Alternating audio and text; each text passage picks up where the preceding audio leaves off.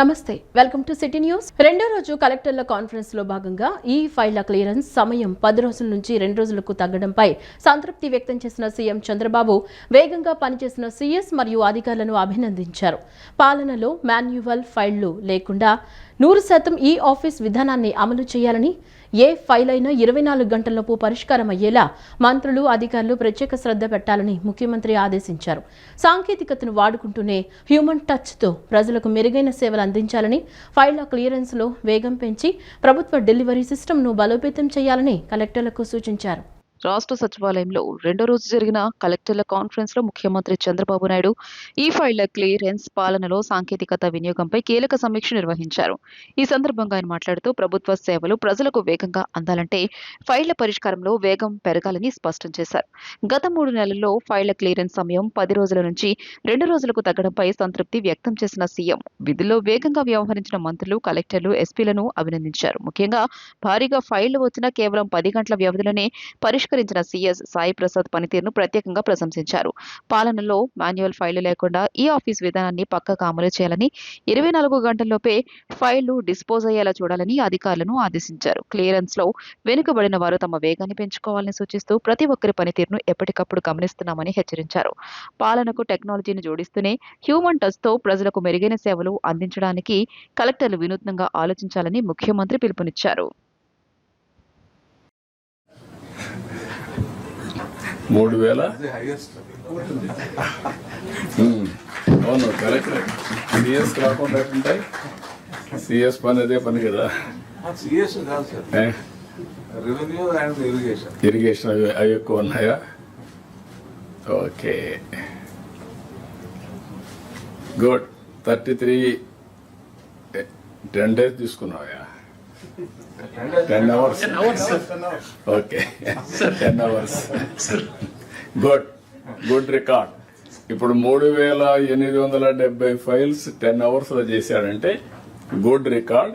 It is applicable for everybody. అందరికీ ఇది వర్తిస్తుంది. Easy. Sir, last 1 month also, sir, the trend is no, it's better, sir, compared to last 3 months for secretaries also. Overall states are generally 8 hours తగ్గారు Prasad గారు. yes, yes. Files ఈ 1 month లో కూడా 2234 8 hours లో చేశాడు. Yes. 9 hours. Yes. Sir, if I go to HODs, sir, again reasonably well, sir. కొంత outliers ఉన్నారు HODs లో. I'll come to that, sir. Last లో ఓన్లీ 5 రోజులు ఉంది కొంతమంది. 5 days ఉన్నవాళ్ళు కొంతమంది, 6 days 7 days ఉన్నాయి. వీళ్ళు కొంచెం ఇంప్రూవ్ చేసుకోవాలి. జయలక్ష్మి గారు, బాలసుబ్రహ్మణ్యం, రామచంద్ర మోహన్. ఓకే, మళ్ళీ రిమైండ్ చేయకుండా everybody is accountable. Improve your performance. ఈ చిన్న విషయాలు చెప్పించుకోవడం కరెక్ట్ కాదు. Everybody has to work in the direction. విపత్తులు, అత్యవసర సమయంలో రెడ్ క్రాస్ సొసైటీ సేవలు వెలకట్టలేనివని గవర్నర్ అబ్దుల్ నజీర్ అన్నారు. మారుమూల ప్రాంతాల్లోని పేద కుటుంబాలకు ప్రాథమిక వైద్య సదుపాయాన్ని అందించే లక్ష్యంతో రూపొందించిన మీ ఇంటికి మీ డాక్టర్ ప్రాజెక్టును గవర్నర్ ఎస్ అబ్దుల్ నజీర్ ప్రారంభించారు. విపత్తులు, అత్యవసర సమయాల్లో రెడ్ క్రాస్ సొసైటీ సేవలు వెలకట్టలేనివని గవర్నర్ అబ్దుల్ నజీర్ అన్నారు. ప్రపంచ రెడ్ క్రాస్ దినోత్సవం సందర్భంగా లోక్ భవన్ లో జరిగిన తలసేమియా దినోత్సవంలో ఆయన ముఖ్య అతిథిగా పాల్గొన్నారు. మీ ఇంటికి మీ డాక్టర్ పేరిట సంచార వైద్య ప్రాజెక్టును గవర్నర్ ప్రారంభించారు. 7 జిల్లాల్లోని సుమారు 5 లక్షల మంది పేద కుటుంబాలకు 3 ఏళ్ల పాటు ఈ ప్రాజెక్టు ద్వారా సేవలు అందుతాయని వెల్లడించారు. రెడ్ క్రాస్ వ్యవస్థాపకుడు జీన్ హెన్రీ ఆశయాలకు అనుగుణంగా మానవత్వమే పరమావధిగా పనిచేయాలని పిలుపునిచ్చారు. మారుమూల ప్రాంతాల్లోని పేద కుటుంబాలకు ప్రాథమిక వైద్య సదుపాయాలను అందించే లక్ష్యంతో రూపొందించిన మీ ఇంటికి మీ డాక్టర్ ప్రాజెక్టును గవర్నర్ ఎస్ అబ్దుల్ నజీర్ ప్రారంభించారు. గురువారం లోక్ భవన్ లో నిర్వహించిన ప్రపంచ రెడ్ క్రాస్ తలసేమియా దినోత్సవంలో గవర్నర్ పాల్గొన్నారు. ఈ ప్రాజెక్టు కింద వచ్చే 3 ఏళ్లలో 7 జిల్లాల్లోని సుమారు 5 లక్షల పేద కుటుంబాలకు వారి ఇళ్ల వద్దకే వెళ్లి ఉచితంగా ప్రాథమిక వైద్య సదుపాయంతో పాటు మందులను కూడా పంపిణీ చేయడం లక్ష్యమని గవర్నర్ ఎస్ అబ్దుల్ నజీర్ తెలియజేశారు. గర్భిణీలు, 0 నుంచి 6 సంవత్సరాల వయసు గల పిల్లలకు వైద్య సేవలతో పాటు మంచాన పడిన వృద్ధులకు వృద్ధాప్య సంరక్షణ అందించడం ఈ ప్రాజెక్టు ఉద్దేశమని వెల్లడించారు. ఇందుకోసం వైద్యుడు, నర్స్, ఫార్మసిస్ట్, డ్రైవర్ తో కూడిన మొబైల్ మెడికల్ యూనిట్లను సిఎస్ఆర్ కింద 8.40 కోట్ల రూపాయలతో అందించినందుకు రూరల్ ఎలక్ట్రిఫికేషన్ కార్పొరేషన్ లిమిటెడ్ ను గవర్నర్ ప్రశంసించారు. గత 2 ఏళ్లుగా రాష్ట్రంలో రెడ్ క్రాస్ లో అవార్డులు అందుకున్న పొట్టి శ్రీరాములు, నెల్లూరు, పశ్చిమ గోదావరి, బాపట్ల, కృష్ణా, కాకినాడ జిల్లాల కలెక్టర్లు, రెడ్ క్రాస్ జిల్లా శాఖల అధ్యక్షులను ఆయన అభినందించారు. The World Red Cross Day is observed globally to celebrate the humanitarian efforts of the International Red Cross and Red Crescent movement. This day honors the tireless works of volunteers and staff who provide essential services to the people in need, particularly during emergencies and disasters. The day also provides an opportunity to raise awareness about the principles of the movement, which are based on neutrality, impartiality, and humanity. The World Red Cross Day commemorates the birth anniversary of Jean-Henri Dunant, the founder of International Red Cross and the Red Crescent movement, who, as Paridasab just now said, received the first Nobel Prize for Peace in 1901 for his contribution to the movement. The theme of this year's World Red Cross and Red Crescent Day is United for Humanity. A call to celebrate those who give their time and sometimes their lives to mitigate the suffering of others and protect their inherent human dignity. Today we also observe World Thalassemia Day with the theme Hidden No More, Finding the Undiagnosed, Supporting the Unseen. The focus is on raising awareness, encouraging early screening, and assisting those living with this often overlooked ailment. Thalassemia is a serious yet manageable blood disorder affecting many individuals globally.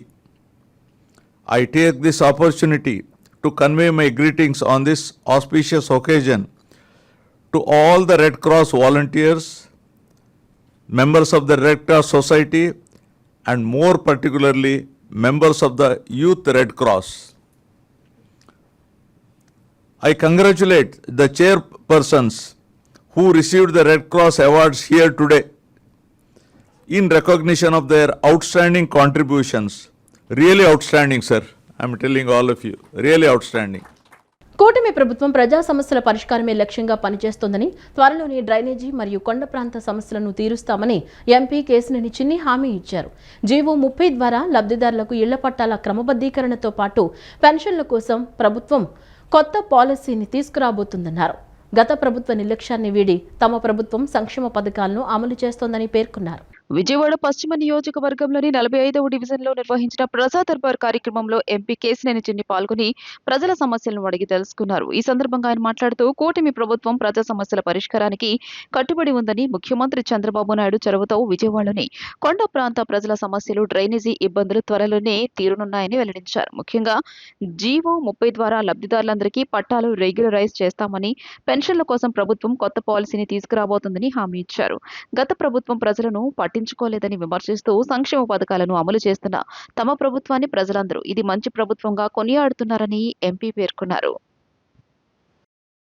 ప్రతి వారం జరిగే grievance ఇవాళ ఇక్కడ జరగటం, ఇవాళ నేను కూడా కార్యక్రమానికి రావటం, ఇక్కడ అందరినీ తెలుగుదేశం నాయకులు, కార్యకర్తలు, పాలిట్ బ్యూరోలో ఉన్నవాళ్ళు, జాతీయ రాష్ట్ర కమిటీలో ఉన్నవారు, అంతేకాకుండా అందరూ కూడా ఇవాళ ఇక్కడ ఈ గ్రీవియన్స్ రావడం చాలా ఆనందంగా ఉంది. ప్రతి వారం జరిగే ఈ గ్రీవియన్స్ ప్రతి వార్డులోనూ పెట్టి అక్కడ ప్రజా సమస్యలను పరిష్కరించడంలో అధికారులతో కలిసి సమన్వయం చేసుకుంటా ప్రజలకున్న సమస్యలను పరిష్కరించడంలో మేము ముందుకు వెళ్తున్నాం.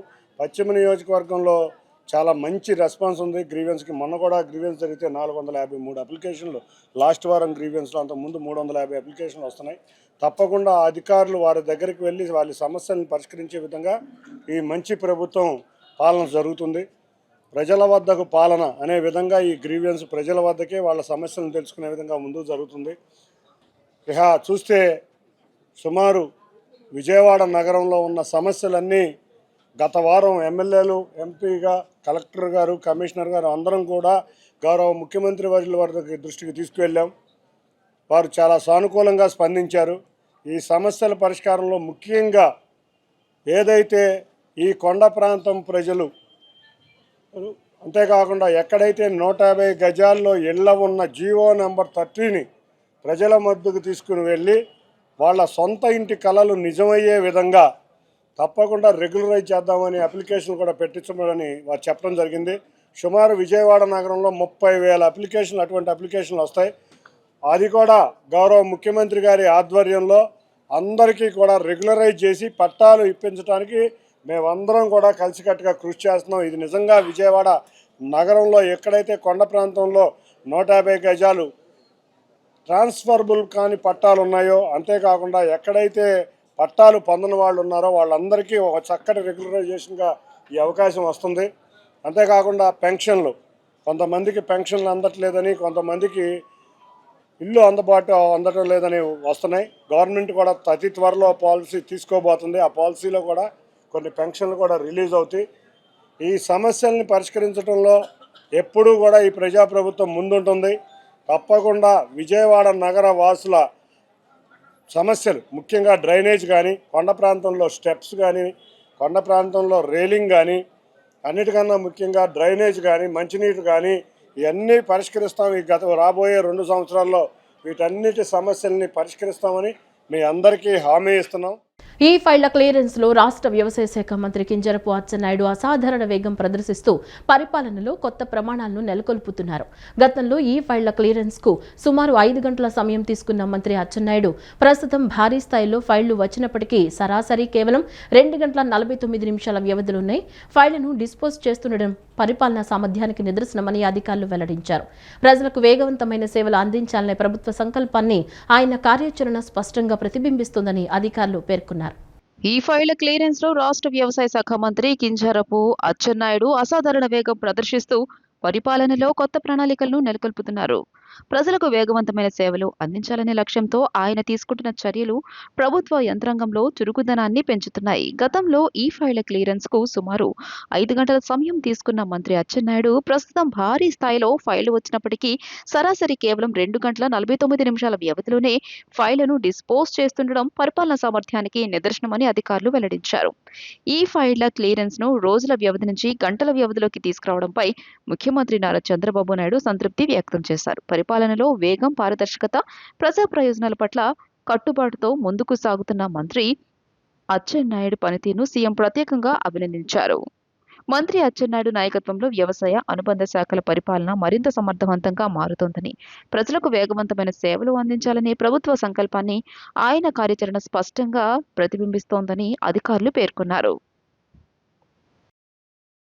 ఈ ఆఫీస్ ద్వారా ఫైళ్ల పరిష్కార సమయం 6 రోజుల నుంచి 2 రోజులకు తగ్గిందని, సాంకేతికతతో విపత్తుల సమయంలో ప్రాణ నష్టాన్ని గణనీయంగా తగ్గించగలిగామని ఐటీ శాఖ కార్యదర్శి భాస్కర్ కాటమనేని వివరించారు. డేటా లేక్ విధానం ద్వారా అర్హులను గుర్తించి పింఛన్లు మరియు రేషన్ కార్డులోని డేటా లోపాలను సరిదిద్దడం ద్వారా 100 కోట్ల ప్రభుత్వ ధనం ఆదా అవుతోందని, మున్ముందు ఏఐ, డ్రోన్ టెక్నాలజీలను పాలనలో మరింతగా వినియోగిస్తామని వెల్లడించారు. సచివాలయంలో ముఖ్యమంత్రి చంద్రబాబు నాయుడు అధ్యక్షతన జరిగిన 2వ రోజు కలెక్టర్ల సదస్సులో ఐటీ శాఖ కార్యదర్శి భాస్కర్ కాటమనేని పాలనాపరమైన సాంకేతిక పురోగతిపై ప్రెజెంటేషన్ ఇచ్చారు. రాష్ట్రంలో డేటా ఆధారిత పాలనను బలోపేతం చేసేందుకు ఈ ఆఫీస్, ఆర్టీజీఎస్, డేటా లేక్ మరియు ఏఐ వంటి అత్యాధునిక సాంకేతికతలను వినియోగిస్తున్నట్లు ఆయన వివరించారు. ఈ ఆఫీస్ ద్వారా ఫైళ్ల పరిష్కార సమయం సగటున 6 రోజుల నుండి 2 రోజులకు తగ్గడం విశేషమని, అలాగే విపత్తుల సమయంలో ఉపగ్రహ సమాచారం, సెన్సార్ల ద్వారా ముందస్తు హెచ్చరికలు జారీ చేయడం వల్ల ప్రాణ నష్టాన్ని గణనీయంగా తగ్గించుకోగలిగామని తెలియజేశారు. ముఖ్యంగా డేటా లేక్ విధానం ద్వారా వివిధ శాఖల సమాచారాన్ని అనుసంధానించి సంక్షేమ పథకాల్లో అర్హులను గుర్తించడంతో పాటు డూప్లికేట్ లబ్ధిదారులను తొలగించడం ద్వారా ప్రభుత్వానికి 100 కోట్ల రూపాయలు ఆదా సాధ్యమవుతుందని భాస్కర్ కాటమనేని వివరించారు. రేషన్ కార్డుల, పెన్షన్ల డేటాలో లోపాలను సరిదిద్దడం ద్వారా ఇప్పటికీ భారీ మొత్తంలో ప్రజాధనం పొదుపు చేసినట్లు పేర్కొన్నారు. రాబోయే రోజుల్లో వాట్సాప్ గవర్నెన్స్, డ్రోన్ టెక్నాలజీ మరియు డీజీ వెరిఫై వంటి వినూత్న పద్ధతుల ద్వారా పారదర్శకమైన వేగవంతమైన పాలనను ప్రజలకు అందించడమే లక్ష్యంగా పనిచేస్తున్నట్లు ఈ సందర్భంగా వెల్లడించారు. ఇది సార్ తర్వాత ఒకటి now we have created a portal sir departments కూడా నాట్ ఓన్లీ డిపార్ట్మెంటల్ సెక్రటరీస్ వాళ్ళ డిపార్ట్మెంట్లో ఈచ్ ఇండివిజువల్ వ్యక్తి కూడా ఫైల్స్ ఎట్లా చేస్తున్నాడో చూసుకోవడానికి ఒక పోర్టల్ ఒకటి రెడీ చేసి పెట్టాం సార్. డిఫరెంట్ కాంబినేషన్స్లో they can look at that. Sir, if it is agreed, we'll also give access to them so that they can monitor that aspect. Sir, ఒకటి మినిస్టర్స్ పర్ఫార్మెన్స్ మాత్రం మాస్క్ చేస్తాం sir, అన్నెసరీగా దాన్ని politicise చేస్తారు. Offices will keep it open. ఎప్పుడు కూడా ministers పెట్టద్దండి. Ministers అనే కాదు, hire up కూడా ఓకే ఎగ్జాంపుల్ గా ఉండాలంటే పెట్టండి. ఓకే, పొలిటికల్ లేనిపోని న్యూస్ చేస్తూ ఉంటారు. Yes, sir. Just briefly. But exemption లేదు మినిస్టర్స్ కూడా పర్ఫార్మెన్స్ లో, అది అందరూ గుర్తుపెట్టుకోవాలి. ఇది పొలిటిసైజ్ చేస్తారు కాబట్టి దాన్ని కొంచెం ఇది చేస్తాం, హైడ్ అవుట్ చేస్తాం. ఇది ministers will remove sir. Otherwise secretaries, HODs, IAS వేరేగా ఐపీఎస్, ఐఏఎస్ కలెక్టర్, జేసీస్, municipal commissioner, sub collector different combination లో చూసుకోవచ్చు సార్. డిపార్ట్మెంట్స్ కూడా given sir, each department separate గా. So irrigation can look at separately, R&B can look at separately. That provisions we have given. But district లో ఇచ్చారా? District కూడా ఇచ్చాం sir. District లో each department ఇచ్చారు. డిస్ట్రిక్ట్ ఇచ్చాం sir. No I think as you suggested will give department also. Department వరకు ఇవ్వండి, individual వరకు కూడా ఇవ్వండి. yes so that they can analyze that and see where files are issued. Yes, thank you sir. So you make it hierarchy wise. Different hierarchies ఉంటాయి. Hierarchy wise ఇస్తే that is their responsibility to streamline the administration. కింద నుండి వాళ్ళని coordinate చేసుకోవడం, వాళ్ళ దగ్గర పని చేయించడం, పై వాళ్ళతో కోఆర్డినేట్ చేసుకోవడం as a team. Yes, we'll go to data driven governance sir. AP CM Chandrababu Naidu రేపు కోల్కతాలో పర్యటించనున్నారు. పశ్చిమ బెంగాల్ నూతన ప్రభుత్వ ప్రమాణ స్వీకార కార్యక్రమానికి ఆయన హాజరు కానున్నారు. ఈ మేరకు ముఖ్యమంత్రి కార్యాలయం ఆయన పర్యటన షెడ్యూల్ను అధికారికంగా ఖరారు చేసింది. దేశవ్యాప్తంగా పలు రాష్ట్రాల ముఖ్యమంత్రులు, ఇతర జాతీయ స్థాయి నాయకులు హాజరు కానున్న ఈ కార్యక్రమానికి చంద్రబాబు వెళుతుండడం రాజకీయంగా ప్రాధాన్యం సంతరించుకుంది. ముఖ్యమంత్రి నారా చంద్రబాబు నాయుడు శనివారం కోల్కతా పర్యటనకు వెళ్లనున్నారు. పశ్చిమ బెంగాల్లో నూతన ప్రభుత్వ ప్రమాణ స్వీకార కార్యక్రమానికి ఆయన హాజరు కానున్నారు. ఈ మేరకు సీఎం షెడ్యూల్ ఖరారైంది. దేశవ్యాప్తంగా వివిధ రాష్ట్రాల ముఖ్యమంత్రులు, జాతీయ నాయకులు పాల్గొనే ఈ కార్యక్రమంలో చంద్రబాబు హాజరు కావడం ప్రాధాన్యం సంతరించుకుంది. సీఎం చంద్రబాబు రేపు ఉదయం 7:05 ఉండవల్లిలోని తన నివాసం నుంచి బయలుదేరనున్నారు. అక్కడి నుంచి హెలికాప్టర్ ద్వారా విజయవాడ ఎయిర్పోర్ట్ కు చేరుకోనున్నారు. రేపు ఉదయం 7:40 విజయవాడ నుంచి కోల్కతాకు విమానంలో బయలుదేరనున్నారు. సీఎం చంద్రబాబు ప్రయాణానికి సంబంధించి భద్రతా ఏర్పాట్లు పూర్తి చేశారు. ఉదయం 9:20 కోల్కతాలోని నేతాజీ సుభాష్ చంద్రబోస్ అంతర్జాతీయ విమానాశ్రయానికి సీఎం చేరుకోనున్నారు. అక్కడి నుంచి రోడ్డు మార్గంలో బ్రిగేడ్ పరేడ్ గ్రౌండ్ కు వెళ్లనున్నారు. ఈ ప్రాంగణంలోనే పశ్చిమ బెంగాల్ నూతన ప్రభుత్వ ప్రమాణ స్వీకార కార్యక్రమం ఘనంగా నిర్వహించనున్నారు. ఉదయం 11:30 నుంచి మధ్యాహ్నం 12:30 వరకు జరిగే ప్రమాణ స్వీకార కార్యక్రమంలో సీఎం చంద్రబాబు పాల్గొనున్నారు. ఈ సందర్భంగా పశ్చిమ బెంగాల్ నూతన ప్రభుత్వ నాయకత్వానికి ఆయన శుభాకాంక్షలు తెలియజేయనున్నారు. ప్రమాణ స్వీకార కార్యక్రమం అనంతరం మధ్యాహ్నం 1:45 సీఎం చంద్రబాబు కోల్కతా నుంచి తిరిగి బయలుదేరనున్నారు. అనంతరం మధ్యాహ్నం 3:45 హైదరాబాద్లోని బేగంపేట ఎయిర్పోర్ట్ కు చేరుకోనున్నారు. అక్కడి నుంచి నేరుగా జూబ్లీ హిల్స్ నివాసానికి వెళ్లనున్నారు. సీఎం పర్యటన నేపథ్యంలో హైదరాబాద్ లో కూడా భద్రతా ఏర్పాట్లు కట్టుదిట్టం చేశారు. గుణదల మేరీమాత దర్శనం ముగించుకుని బైక్పై వెళుతుండగా కంకిపాడు జాతీయ రహదారిపై లారీని ఢీక్కుని ప్రమాదానికి గురైన దంపతులను ఎమ్మెల్యే బోడే ప్రసాద్ మానవత్వంతో ఆదుకున్నారు. అదే సమయంలో అటుగా వెళుతున్న ఆయన వెంటనే స్పందించి 108 అంబులెన్స్ ద్వారా వారిని విజయవాడ క్యాపిటల్ హాస్పిటల్కు తరలించారు. అనంతరం ఆసుపత్రికి వెళ్లి బాధితులను పరామర్శించిన ఎమ్మెల్యే వారి ఆర్థిక పరిస్థితి దృష్ట్యా ముఖ్యమంత్రి సహాయ నిధి ద్వారా వైద్య సహాయం అందేలా చర్యలు తీసుకోవాలని వైద్యులను ఆదేశించారు.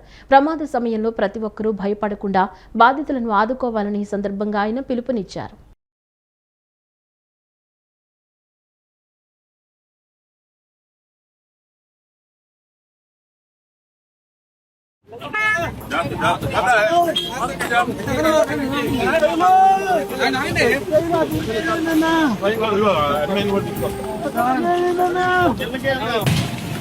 ఇప్పుడు వచ్చేస్తున్నారా? 10 నిమిషాల్లో వచ్చేస్తారు. క్యాపిటల్ డాక్టర్ కూడా రెడీ ఉన్నారు. అమ్మాయి అమ్మా డాక్టర్కి తీసుకెళ్ళండి, డాక్టర్కి చెప్పాను. నేను వస్తా, మీరు వెళ్ళండి, నేను వస్తా.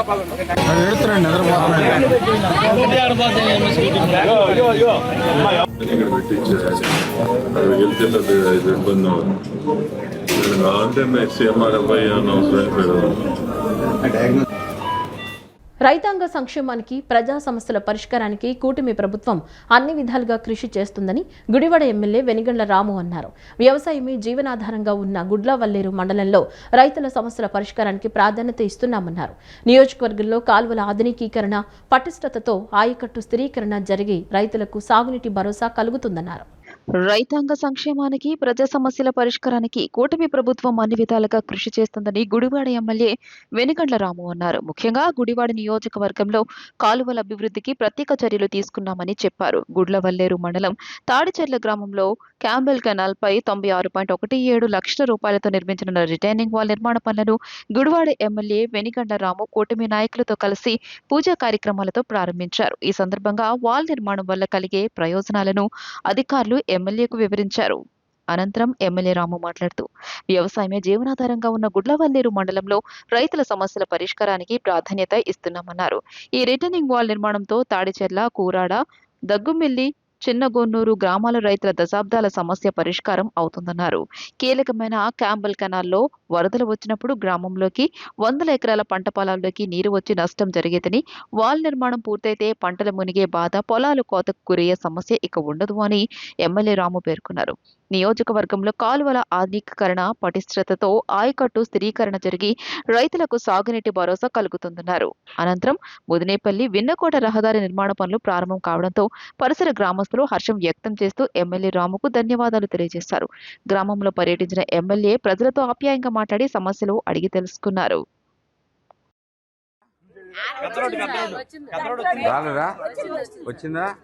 వచ్చిందా మరి రోడ్డు వచ్చిందని ఒక మాట చెప్పారు. ఎవరన్నా రోడ్డు బాగా వేస్తున్నారా మరి బాగా వేసారని ఒక మాట చెప్పారు. ఎవరన్నా ముందే చెప్పండి, అది చెప్పిన తర్వాత మళ్ళీ చెప్పండి. ఇదే మరి ఇప్పుడు కుటుంబ సమేతంగా చూడదగ్గ చిత్రం గోదావరి గట్టుపైన సినిమా అని దర్శకుడు సుభాష్ చంద్ర, నిర్మాత అభినయ్, హీరో సుమంత్ ప్రభాస్, హీరోయిన్ నిధి తెలిపారు. గోదావరి గట్టుపైన చల్లని గాలి పీల్చుకున్నంత ప్రశాంతంగా ఈ సినిమా సాగుతుందని చెప్పారు. క్యాపిటల్ సినిమాస్ లో గోదావరి గట్టుపైన రివ్యూ ప్రదర్శించబడింది. Suresh movie distributor M Bhagavan, capital cinema general manager Lokesh సినీ ప్రేక్షకుల మధ్య సినిమా వీక్షించారు. ఈ సందర్భంగా వారు మాట్లాడుతూ గత కొంతకాలంగా గ్రామీణ నేపథ్యంలో వచ్చే సినిమాలకు ఆదరణ పెరుగుతోందని, ఆ కోవలోనే వస్తుంది గోదావరి గట్టుపైన సినిమా అన్నారు.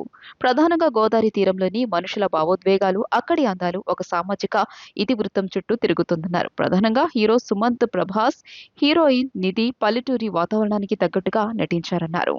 సినిమా ఒక కథ మొత్తం గోదావరి గట్టు చుట్టూ ఉన్న ఒక చిన్న పల్లెటూరులో నిర్మించారన్నారు. పల్లెటూరి స్వచ్ఛత, అక్కడి మనుషుల మధ్య ఉండే ప్రేమానురాగాలు, అదే సమయంలో వారి మధ్య తలెత్తే విభేదాలను దర్శకుడు చాలా సహజంగా చూపించే ప్రయత్నం చేశారు. ఒక సామాన్యుడు తన ఊరి కోసం లేదా తన ఆశ్రయం కోసం చేసే పోరాటమే ఈ చిత్ర ప్రధానాంశమని చెప్పారు. నటీనటులందరూ కొత్తవారైనా చాలా సహజంగా నటించారని, ముఖ్యంగా హీరో హీరోయిన్ల మధ్య కెమిస్ట్రీ, పల్లెటూరి ప్రేమ కథను గుర్తు చేస్తున్నారు. పాటలు వినసొంపుగా ఉన్నాయని, సెకండ్ హాఫ్ లో వచ్చే కొన్ని సెంటిమెంట్ సీన్స్ ప్రేక్షకులను కట్టిపడేసిందన్నారు. గోదావరి గట్టు మీద చల్లని గాలి పీల్చుకున్నంత ప్రశాంతంగా ఈ సినిమా సాగుతోందని, కుటుంబంతో కలిసి చూడదగ్గ చిత్రమన్నారు. Nice movie, good good good good nice. Comedy బాగుంది, స్టోరీ కూడా కొత్తగా ఉంది. మంచిగా చూడవలసిన సినిమా మూవీ ఇది, చాలా బాగా తీశాడు. సో ఇంకా చూద్దాం, ఇంకా నెక్స్ట్ ఏమంటారు. సినిమా బాగుంది, చూడాలి సెకండ్ హాఫ్ ఎట్లా ఉంటుందో. ఇదంతా బాగుంది, బాగానే పెర్ఫామ్ చేశారు. కామెడీ కూడా బాగానే ఉంది. సూపర్ ఉంది, సినిమా బాగుంది, చూడవచ్చు, బాగుంది. చాలా బాగుంది, చాలా మంచి డైలాగ్స్ ఉన్నాయి. ఏదో ఉంది ఏంటిది, ఏదో డైలాగ్ గుర్తురాట్లా. చాలా బాగుంది, కామెడీ, లవ్ స్టోరీ బాగుంది. ఈ వార్తలు ఇంతటితో సమాప్తం. నమస్కారం.